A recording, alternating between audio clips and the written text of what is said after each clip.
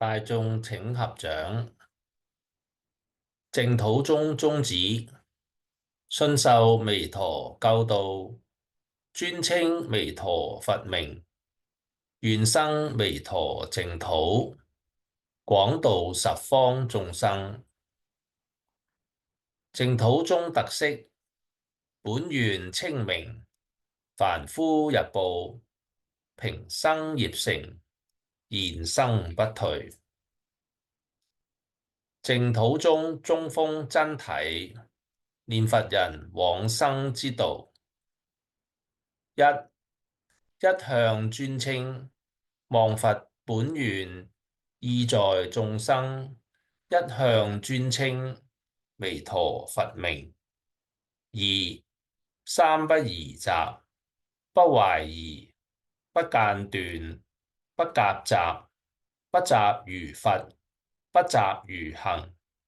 三守如無爭，尊崇本宗，不譏他宗，法門高下，不相爭論，唯守如念佛。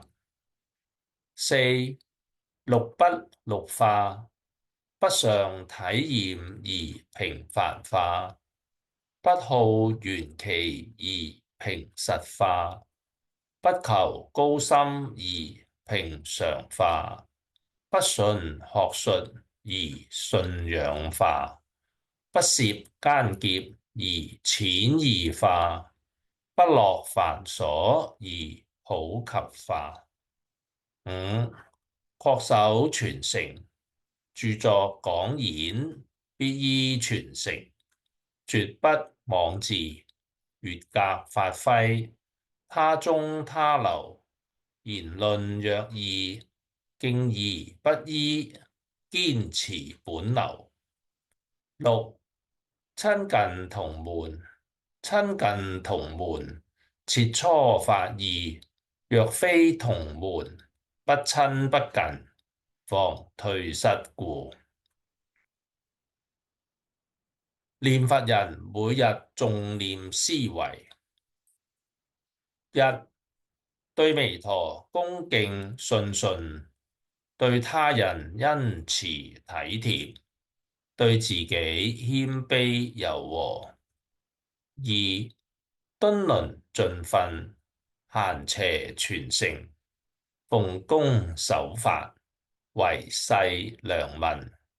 三自覺愚惡，過於他人，毫無資格計較他人，不說是非，不聽是非，不傳是非，不教是非，不求人過，不舉人罪，不揭人私，不憎人我，不背因果，不蓄恨意，不懷虛假，不行諂曲。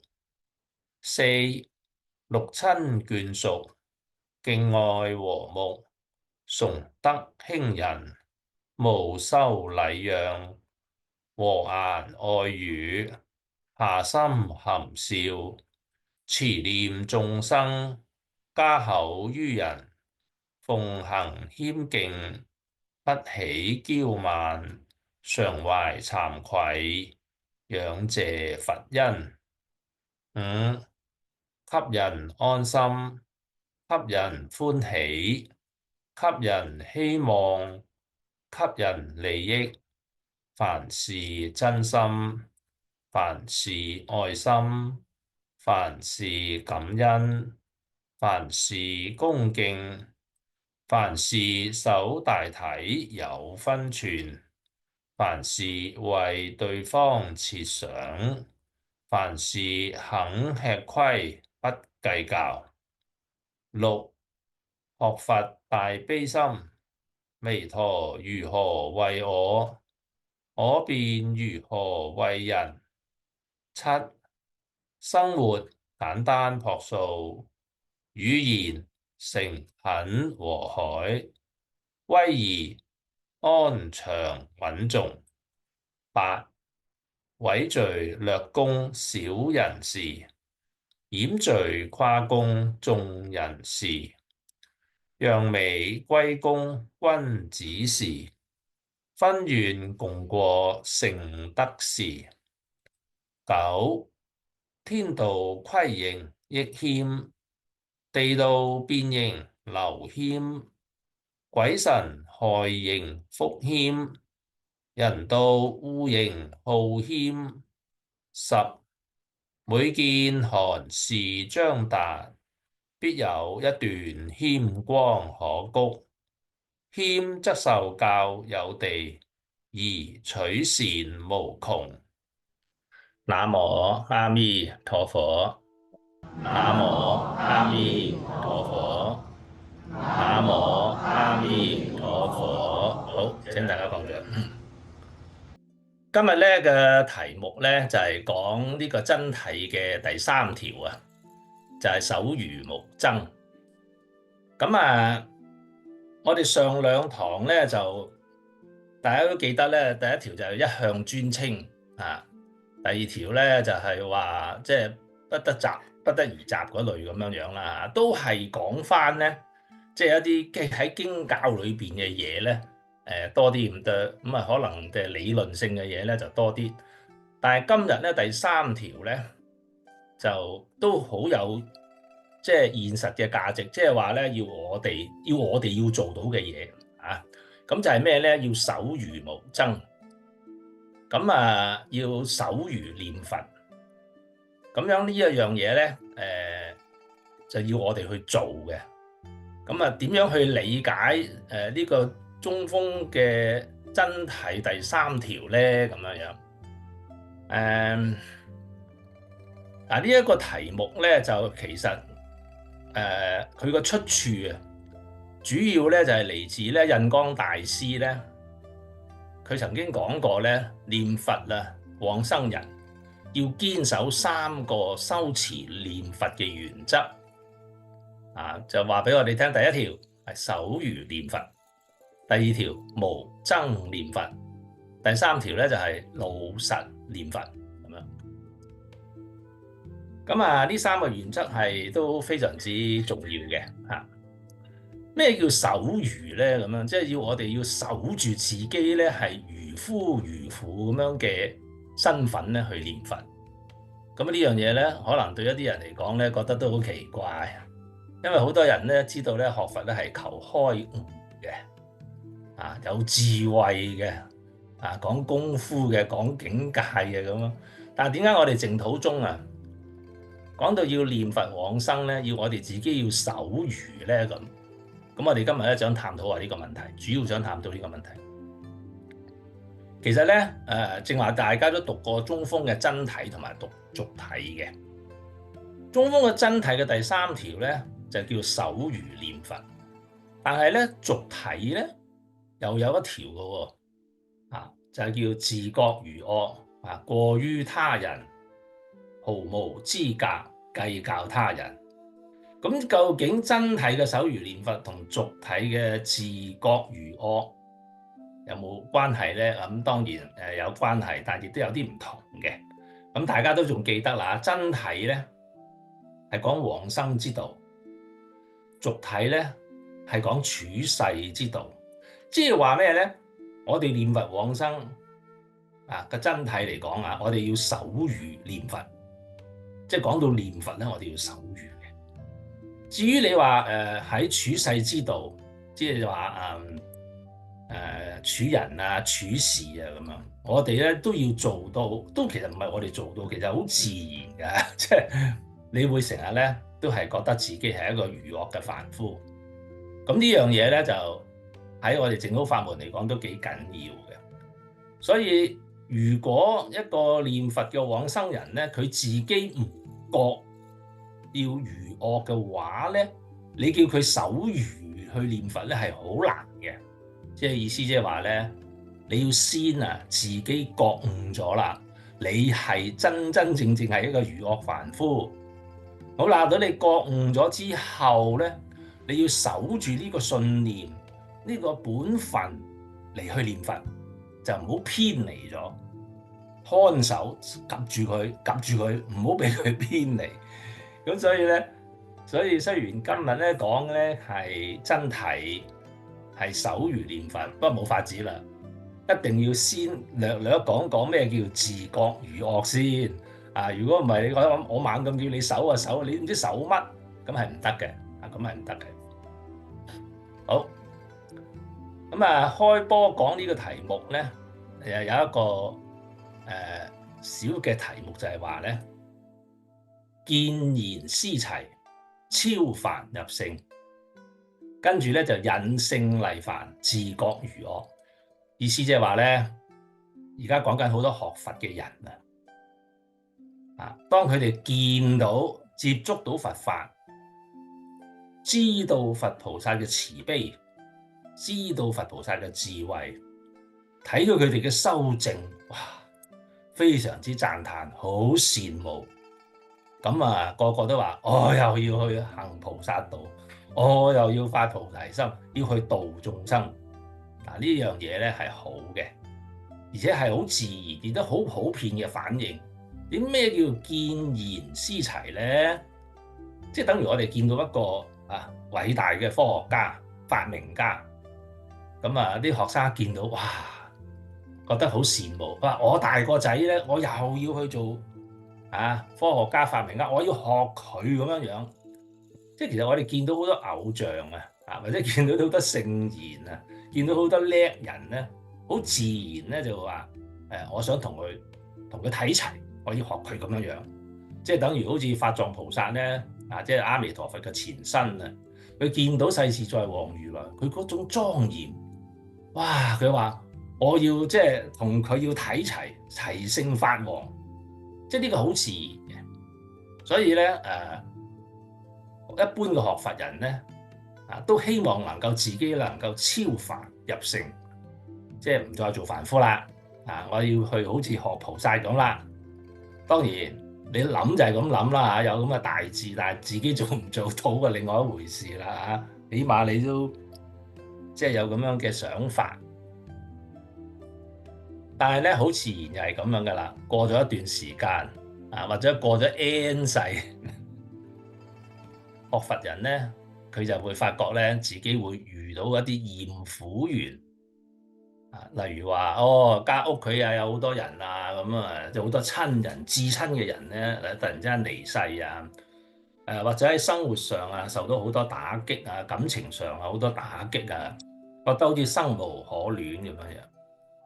咁好想咧脫離呢個六道輪迴，因為你知道學佛人咧都知道有六道輪迴啊嘛，咁你唔留喺除非你去極樂世界啦，如果唔係你留喺娑婆世界咧，你都離唔開六道輪迴啊嘛。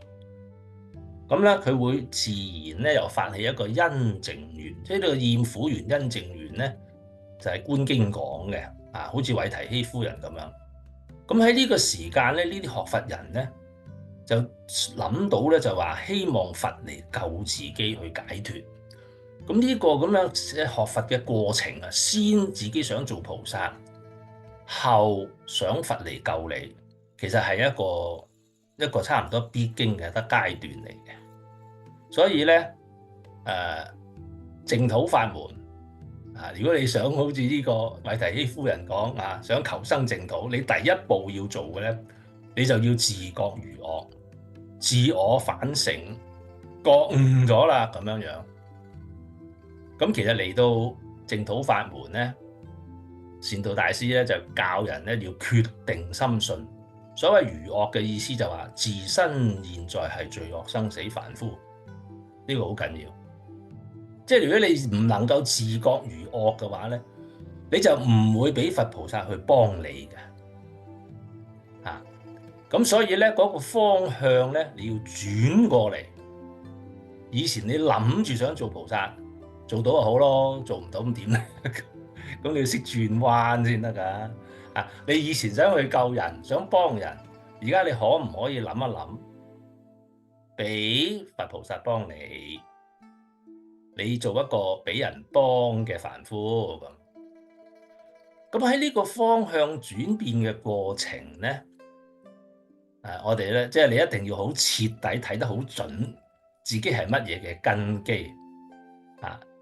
有啲人咧，佢原先冇乜確定嘅，有乜君唔跟基啫？佛法講乜，我照樣去修行咁修到幾多咪得幾多咯。咁有啲人未確定嘅咁梗係有啲人叻啲，有啲人冇咁叻噶啦。咁當然亦都有啲人咧，佢都仲係我確定噶啦，我一定要跟聖人走我唔理你嘅咩根基咁樣樣。但係你嚟到淨土法門咧，唉，冇計啦。你未定又好，定咗都好啦。你要嗰個方向上要調整，你首先要清清楚楚知道自己係生死凡夫。咁呢個對自己嘅一種反省同一種自覺係差唔多話入呢個淨土法門咧嘅第一步咁呢樣嘢都好特別㗎啦，因為我哋學佛成日講人係開悟㗎嘛，個個都話哇修心又要明心見性即係一見到啲師兄，哇你話呢排啲境界又高咗咯喎，咁點解會倒翻轉頭咧？要認清咗自己係罪惡生死凡夫咧，咁仲要話要自覺喎，哇呢樣嘢真係唔容易，好唔容易即係點解要念佛往生人要先要自覺如惡，然後先可以守如咁呢樣嘢咧，就今日咧係想同大家講。其實咧自覺如惡呢樣嘢咧，簡單講咧就係以佛法嚟量度自己，睇睇自己，深刻自我反省，思維內觀即係夜闌人靜時，慢慢去睇睇，自己究竟係乜嘢嘅人？反省之後咧，你嘅心真係要認錯，你有啲內疚先得嘅，你有一啲慚愧心先得嘅。如果你話我冇嘅，咁就好難嘅。好似《華嚴經》講，我哋念佛往生人都係咁講噶啦，真認自己錯，冇花冇假，唉，我真係錯。莫說他人非，我唔會抵賴嘅，唔會話人哋唔啱我啱咁樣，唔會嘅。我哋莫說他人非，我哋唔會話人唔啱嘅，因為咧我哋會明白，我睇到人哋唔啱嘅地方咧，其實都係我自己唔啱嘅。你起碼知道嗰樣嘢係唔啱啊嘛，而人哋係做咗啊嘛，即係話你曾經做過咯。但係你未做過都唔知道啱唔啱㗎。例如話細蚊仔佢入去男女廁咁樣，佢唔會去睇男女廁嘅，佢一二三就行咗入去廁所。咁個男仔行咗入去個女廁，喂唔得㗎，呢個係唔啱㗎咁啊。咁即係話咧，你自己都知道有男女別廁嘅分別，你先至知道啱定係唔啱嘅啫，係咪先？咁但係一個細蚊仔佢都冇男女分，即係總之佢人哋去廁所，我要去廁所咪行入去咯。喺佢個腦裏面係冇分別嘅，所以你話佢唔啱咧，其實你自己咧，如果係冇咗啱同唔啱嘅思想咧，你唔會咁樣話人噶嘛。所以睇到呢樣嘢咧，同體圓大悲。其實我喺我哋呢個世界裏邊咧，睇啲是非對錯啊，其實睇下你點睇嘅啫。根本我哋咧都係同埋一齊，即係冇分別嘅，冇分話你啊我咁樣所以呢個咧就要，但呢個就真係要好好去反省一下。咁如果我哋嗰個中鋒嚟講咧，所講嘅自覺如惡咧，真係都幾緊要嘅。可能大家睇完咧都覺得好似頂唔順，唔單單你自己覺得如惡，而且咧你會超過咗其他任何人，即係永遠係人哋啱晒，你錯晒嘅。喺咁嘅情況下咧，你毫無資格計較他人。咁但係喺我哋嘅現實社會咧，能夠做到覺得自己毫無資格計較他人咧，係好唔容易仲話不說是非講少句都唔得，一都講幾多是非係嘛？其實中鋒嘅俗體真係唔係唔容易做，不過咧，中鋒俗體可以幫助我哋念佛往生人咧嘅人生觀睇到個即係教我哋咧點樣做人處世、處人處事嘅一個生活指南嚟啊！做呢啲咧就係我哋念佛往生人啊、淨土行者要做嘅嘢。點解話自覺？咩叫自覺咧？呢個問題都係好多人都唔係咁認識啊！我呢度花少少時間咧，同大家講講咩叫自覺。如果我問你，你係咪善人定係惡人？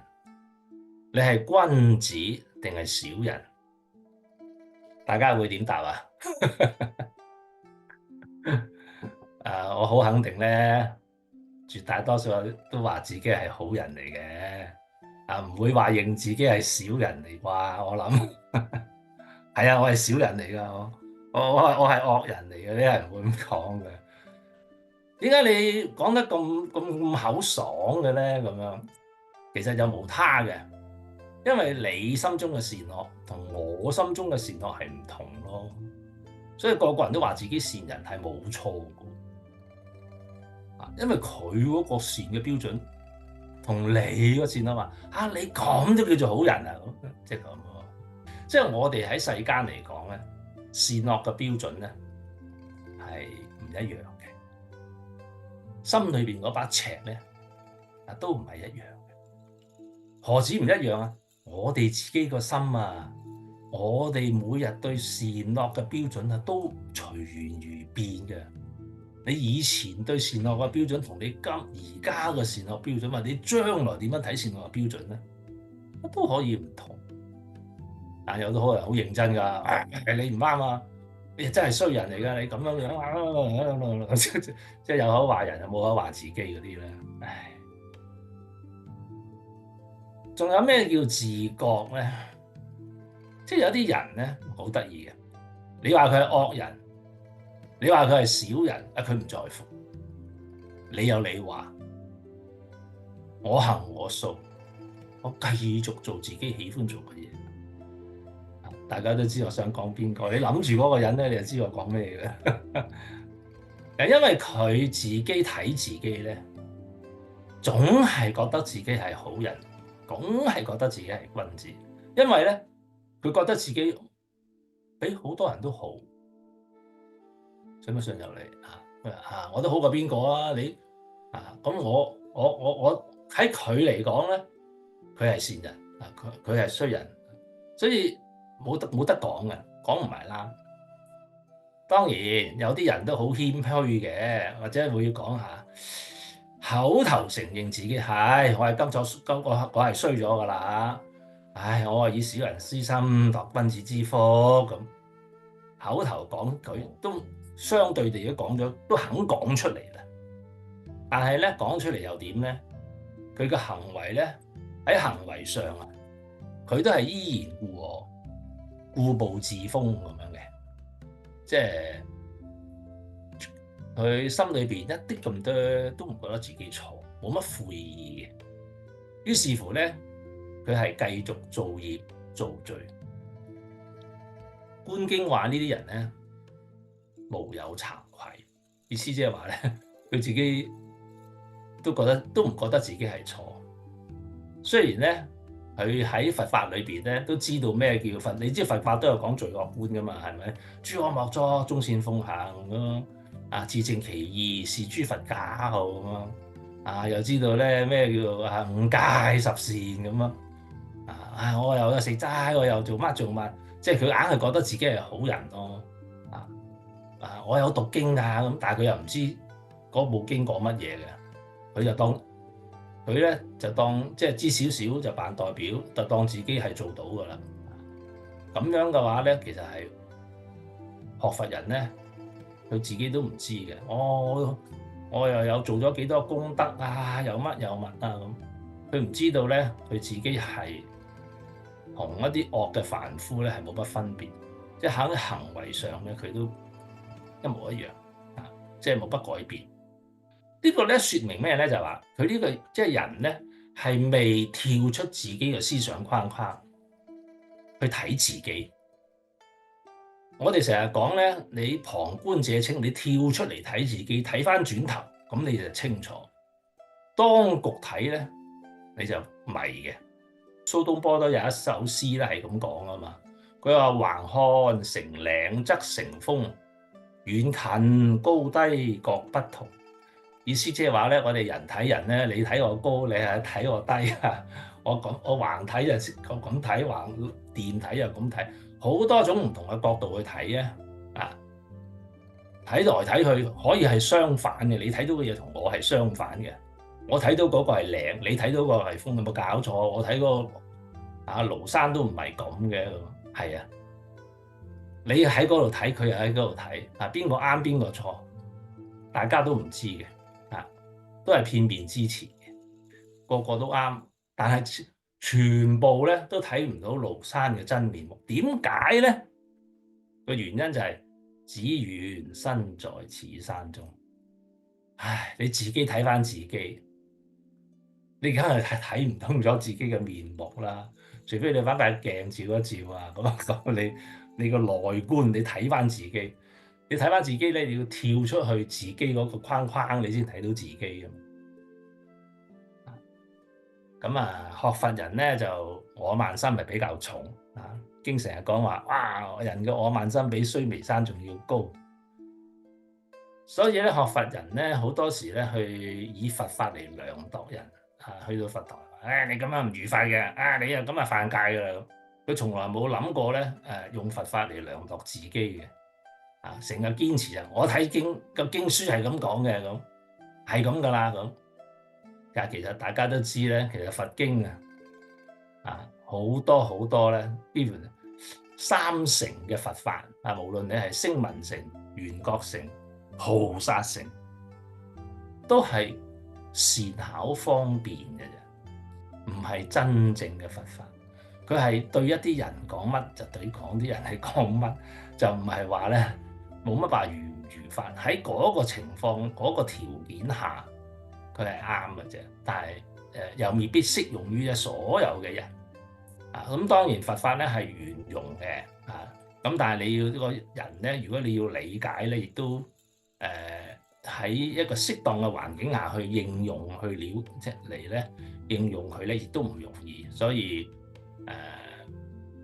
真係好難咧去講得清楚，特別咧喺末法時期即係而家好多當今道俗咧，對於佛法咧都多有增重。即係好似正話我哋講呢個手語咧之外咧，下一個題目咧叫無爭，但係偏偏咧而家我哋嚟到呢個末法嘅時期咧，特別係喺佛法第5個500年咧，我哋有一句話叫做咩咧？白法隱滯，即係真正嘅佛法咧隱滯，唔多流通嘅白法隱滯多有爭訟，啲人咧成日喺度拗嘅。又話你我又話乜？你又話我好，我話我啱，又話你錯咁樣，成日喺度拗餐死嘅。上網睇就知噶啦。特別我哋淨土法門咧，都好多人咧都即係有好多唔同嘅睇法，多有爭訟，未有善法。其實去到呢個咁嘅階段咧，大家對佛法嘅認識係越嚟越少，拗親嗰啲咧都係世間嗰啲世間法嘅嘢多。真正嘅佛法，真正啲人去睇經，有幾多人啊？真係我問過好多人，你睇過部經未過我都係上網得閒聽下，一忽忽咁嘅咋，咁係好危險嘅，知唔知即係會有啲片面有啲主觀性同埋我哋睇經咧，好多時咧都係即係睇得明嘅咁就接受咯。呢句係啊，睇唔明嘅算數咯，唔知講乜。咁其實睇完一部經咧，對自己嗰個想法即係冇乜作用，起唔到咩作用，因為你俾你過濾晒佢，知唔知啊？過濾晒佢過濾完嗰啲咪又係自己嘅想法咯，邊度係佛嘅想法嚟啫？佛個想法俾你過濾完，咪又係變翻係你自己嘅想法。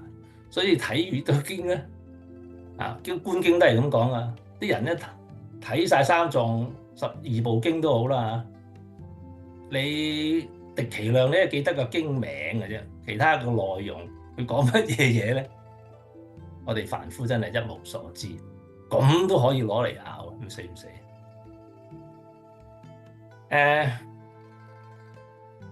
我呢度咧再繼續講下咧，因為我哋依家講嘅咧係中鋒嘅真諦。釋迦牟尼佛咧，因為有一個咁嘅因緣咧，同韋提希夫人講呢個觀經啊。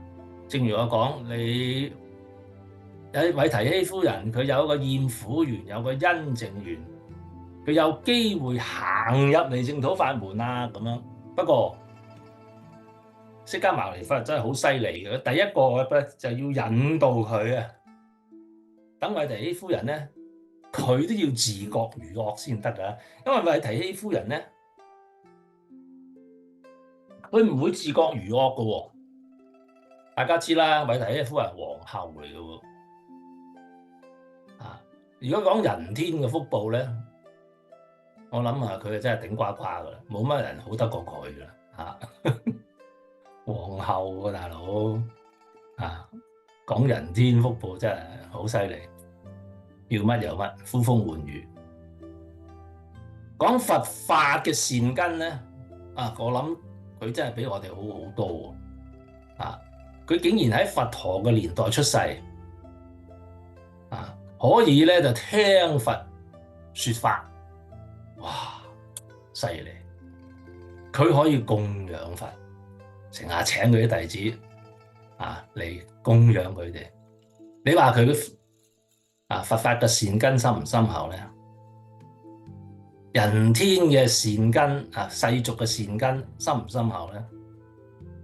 所以佢喺佛法嘅善根又好，世俗善根又好咧，簡直就係我哋嘅偶像嚟嘅，知唔知？佢會跟乜嘢嘅因緣下覺得自己係如我嘅凡夫咧？佢係唔知。你打一句問一句，佢都唔覺得自己係凡夫。不過當佢遇到一個宮廷嘅突變咧，突然之間喺皇后嘅身份一夜之間咧變咗階下囚，即係由天堂咧都跌咗落去地獄咁慘嘅。咁佢有呢種因緣咧，釋迦牟尼佛就引導佢咧去自覺如我。佢點樣引導咧？咁樣佢首先咧要承認自己係一個修行嘅失敗者。你話韋提希有冇修行咧？佢梗係有啦。如果佢唔係喺觀經裏邊都同可以釋迦牟尼佛過幾招㗎，即係唔係話佢即係都有同嗰啲對答之中咧有文有路㗎。咁佢都叫修過行嘅嚇。點解可以知道佢話係即係修行咧？咁樣咁呢個咧，我哋下邊咧會慢慢講下。不過咧，我哋喺自覺如我嘅問題之前咧，我哋就講下啦。如果我問你自己係上愚智啊，定係下愚咧？咁嗱，其實未講呢個問題目之前咧，我哋不妨去睇睇咧淨土法門點樣去睇善惡凡夫。其實佢咧嗰個標準咧，好似正話講我哋即係人同人之間嘅善惡嘅標準都唔同。佛同我哋講淨土法門，佢係同我哋凡夫講嘅。佢知道我哋啲凡夫呢啲善惡標準都唔同咧，其實有善有惡呢啲咁嘅觀念咧，喺佛嗰個思想裏邊本來係唔存在嘅。佢之所以同我哋講善惡咧，往往就因為我哋自己分別出嚟噶嘛，所以佢同我哋講善惡點講咧？嗱，例如話喺大經，佢就話啦，一切善惡不凡夫莫不皆成阿彌陀佛嘅大願業力為增上緣咁樣。咁佢點樣睇善惡凡夫咧？咁大經咧係同啲聲聞菩薩聖眾講，佢哋係善。包括啲四果阿羅漢三賢十聖嗰啲咯，在座嘅喺聽無量壽經嘅人都係呢啲人嚟嘅。而佢哋講嘅惡凡夫咧，就係六道凡夫，即係四聖六道分得好清楚嘅。觀經咧，佢係講定善同埋散善16觀嘅。佢點樣分善惡咧？能夠堪受定善散善嘅法嘅前六品就係善凡夫，後邊嗰三品啊不堪受任何善法嘅咧，佢就叫惡凡夫。觀經係講定善散善啦，教嗰啲佛弟子，如果佢修定修禪定嘅，修福嘅，點樣去入淨土護法法門？佢係咁樣去定佢。你受唔受到釋迦牟尼佛嗰個定善同埋散善嚟區別？阿彌陀經咧就好得意啦，用咩嚟分善惡咧？佢咧就叫念佛人咧係善男子善女人。咁邊啲人係惡咧？全部唔念佛嘅人都係惡噶啦，冇計啊！即係咁樣去睇。所以淨土法門咧，大家都睇到咧，佢係針對一啲咧常沒即係要常會墮落呢一個三惡道嘅眾生、六道輪迴嘅眾生嚟定善惡嘅標準。即係話咧，你一日未解決自己輪迴生死嘅凡夫，你咧就係凡夫嚟嘅。如果你未解決到生死解決到嘅話，咁咪聖人咯。所以我夠膽講咧，全球80億人咧都係惡凡夫，因為個個都仲喺度輪。即係如果以呢個標準嚟講咧，冇純善無惡嘅人咧存在喺呢個地球裏邊。當然，即係喺我哋地球人裏邊嚟講咧我哋人比人就比死人嘅啫因為好多比較咁但係咧，我正話講過啦嘛，我哋要跳出自己個框嚟睇自己嘛咁跳咗出個框嚟睇自己，用乜嘢嚟睇咧？咁就係用佛法嚟睇，站喺佛嘅立場嚟反省自己，從表及裏。如果你認認真真去睇咧，你就好清楚知道咧自己嘅本質係如何。正如講，全人類都係如惡凡夫，鬼叫自己冇本事離開呢個六道輪迴咯。咁係啊嘛，邊個有本事啫？冇人有本事嘅，諗都唔想諗，又驚到死咁，就係咁咯。所以咧，當我哋你跳咗出去睇翻呢個娑婆世界，睇翻自己咧。你從佛嘅智慧咧，會令到我哋覺知自己。你揾佛嚟同我比喎，使乜比啫？係人都知道我自己係愚痴，係愚昧咯。我就係想講呢樣嘢，咁話俾大家聽。自覺如惡咧，淨土法門係講阿彌陀佛佛力救度嘅法門。你就一定要從佛。佢要去救度嗰個對象去睇自己，咁以佛嘅智慧咧，佢要救我哋嗰啲去佢極樂世界嘅人，咁我哋去唔到極樂世界嘅人咧，全部都係愚痴愚昧。你從佛嘅慈悲去睇，咁你就會睇到咧自己咧，原來往生都有份㗎喎，原來即係你會睇到係咁樣。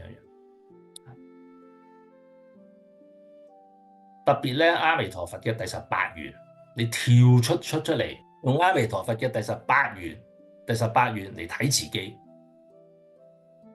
咁你一睇到，若不生者不取正覺，原來十方眾生咧信第18願，你就會覺知自己係一個被救嘅。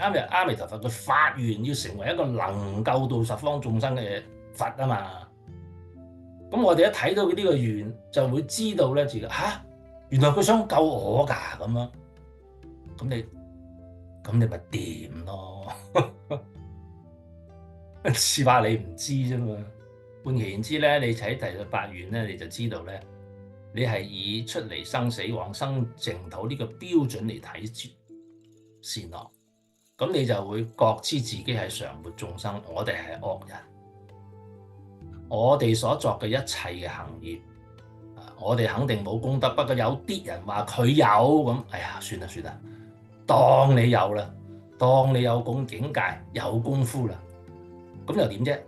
你都不足以令自己可以出嚟生死往生淨土，係咪啊？你有乜咁叻啫？咁叻極你都係啊！最後尾講下一斷，咁你咪又係落翻去三惡道，或者去六道輪迴。你有本事離開生死咩？冇噶嘛，係嘛？冇，咁你都係仍要自己係常活眾生啦。你話你事實勝於雄辯，你墮得落三惡道，你感覺自己係好人，好人就唔會墮落三惡道啦。所有貪嗔痴嘅人先墮落三惡道啫。所以你要真係好好啲反省睇下，就算你真係有功夫有功德，全部都係你要用下品下生嘅心情咧去即係睇呢樣嘢。咁啊，釋迦牟尼佛點樣引導佢阿韋提希咧？就係佢韋提希當時啊，佢以為自己係定善之機啊，修善。因為點解咧？因為佢叫釋迦牟尼佛教佢思維，教佢正受。佢根本自己都唔知道自己唔得嘅啊！佢以為自己係，即係佢以為自己係定善之機，即係佢唔覺得自己衰到咁貼地噶嘛？係咩意思啊？佢未自覺自己係如惡，仲以為自己有能力係有定善之機。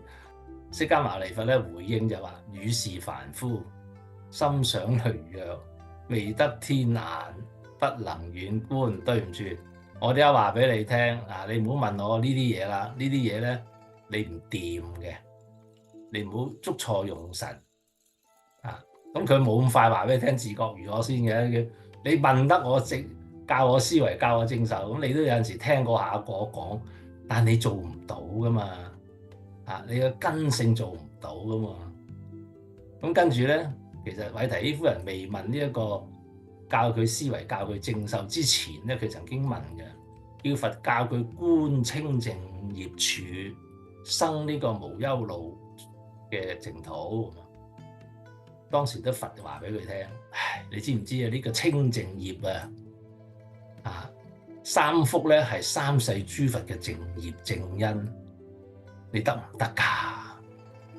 好，咁啊，跟住同我哋講九品文啦。嗱，而家咁啦，我將啲全球嘅人類全個娑婆世界嘅人類分做九大類，你自己逐一檢查一下，你自己係屬於邊一類？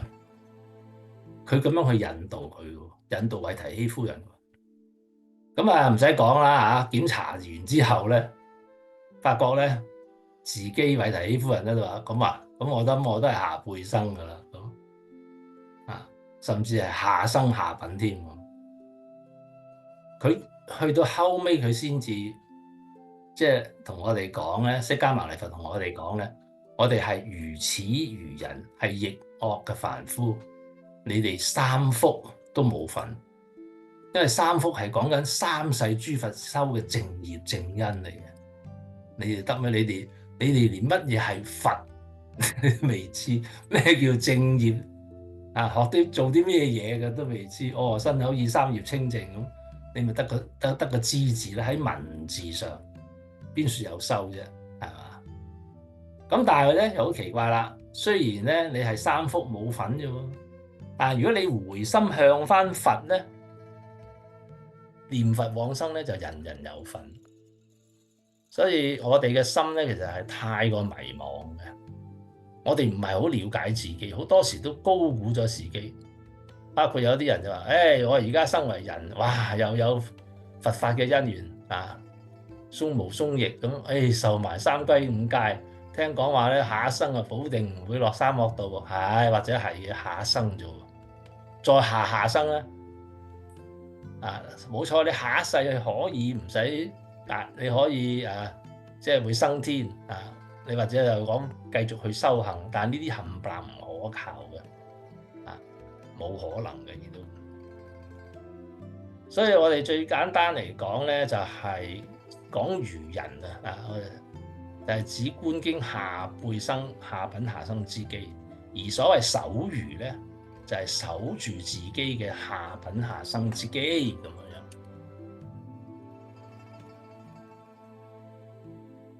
嗰陣時，如果你講觀經咧，韋提希夫人嗰個老公啊，即係頻婆娑羅王咧，就最中意受八關齋戒嘅，成日咧交涉尊者咧就嚟同佢受嘅，一日一夜啫嘛，咪成日受咯，咁啊，當然呢啲八關齋戒嘅功德咧，亦都係好，但係好極都係出嚟唔到六道輪迴咯，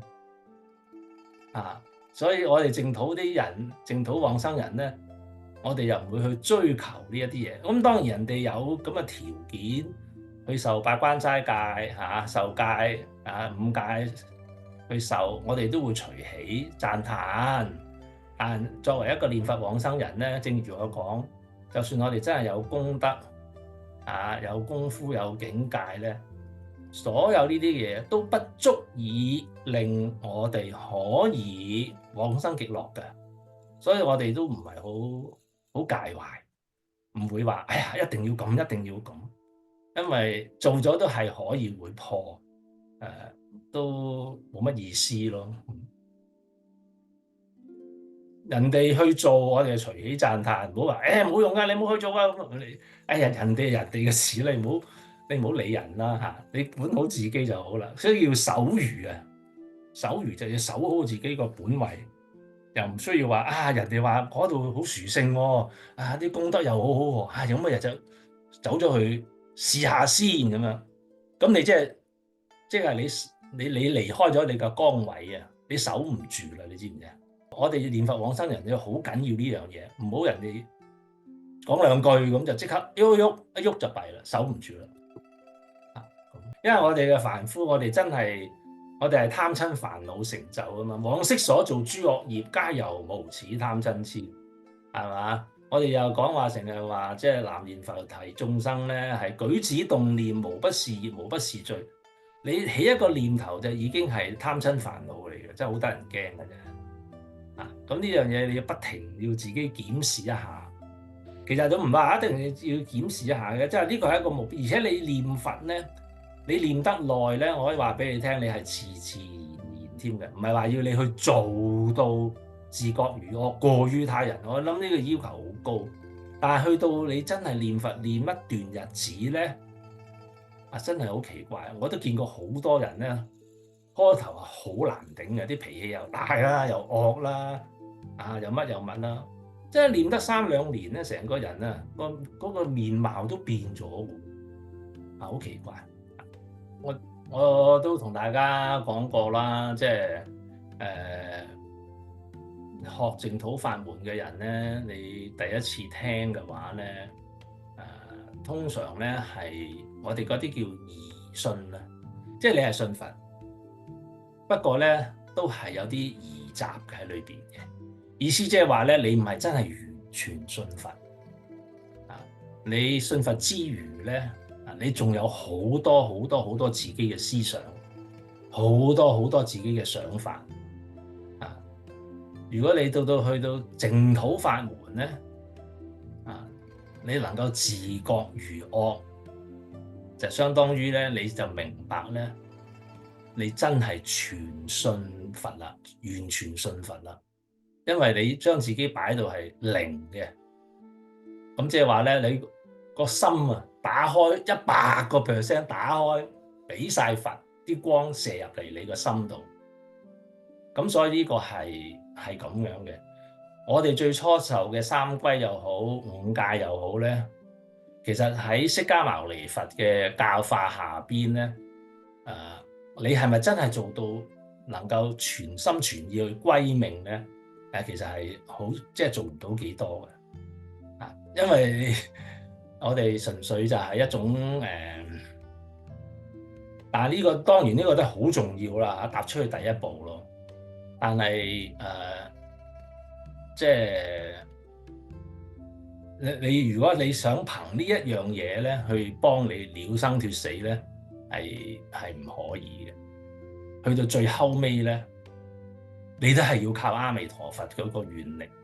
我哋下次咧就講翻呢個守愚念佛嗰樣嘢啦。因為今日咧主要講咧就講咗自覺如我，就係講俗體嘅俗體嗰方面嘅。咁下一次講翻得俾大家聽咩叫手語念佛。南無阿彌陀佛，南無阿彌陀佛，南無阿彌陀佛。好，多謝各位。南無阿彌陀佛，南無阿彌陀佛，南無阿彌陀佛，南